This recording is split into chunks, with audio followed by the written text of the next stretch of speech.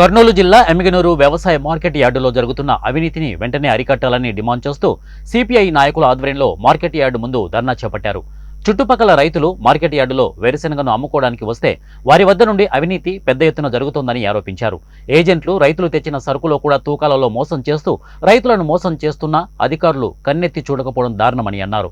యార్డులో పనిచేసే ఉద్యోగి ఏసీబీకి చిక్కింది అంటే ఇక్కడ ఎంత అవినీతి జరుగుతుందో అర్థమవుతోందని అన్నారు. ఇప్పటికైనా ఉన్నతాధికారులు చర్యలు చేపట్టి అవినీతికి పాల్పడుతున్న వారిపై కఠిన చర్యలు చేపట్టి రైతులకు న్యాయం చేయాలని వారు డిమాండ్ చేశారు. లేని పక్షంలో రైతులను కలుపుకొని పెద్ద ఎత్తున ఆందోళనలు చేపడతామని హెచ్చరించారు.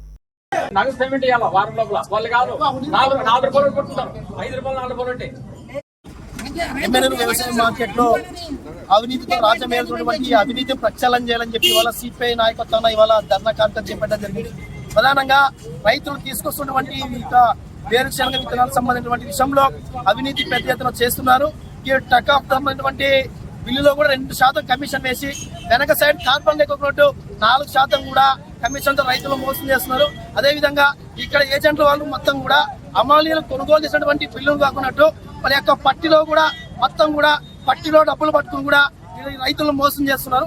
ఈ పద్ధతిలో మోసం చేసిన కరెక్ట్ అని చెప్పి వాళ్ళ భారత కమ్యూనిస్ట్ పార్టీగా ఆందోళన పూనుకున్నాం. మొన్నటి రోజున ఏసీబీ అధికారులతో అవినీతి చేపటువంటి సూపరింటెండెంట్ మహేశ్వరి గారు సస్పెండ్ కావడం జరిగింది. కాబట్టి ఎంత పెద్ద ఎత్తున రైతులను మోసం చేస్తున్నారని చెప్పి ఒకసారి ఆలోచించాలని చెప్పి ఇప్పటికైనా ఎమ్మెల్యే గారు చొరవ తీసుకుని ఇక్కడ సిండికేట్ గా ఏర్పడి రైతులను మోసం చేస్తున్న ఏజెంట్ లైసెన్స్ రద్దు చేయాలని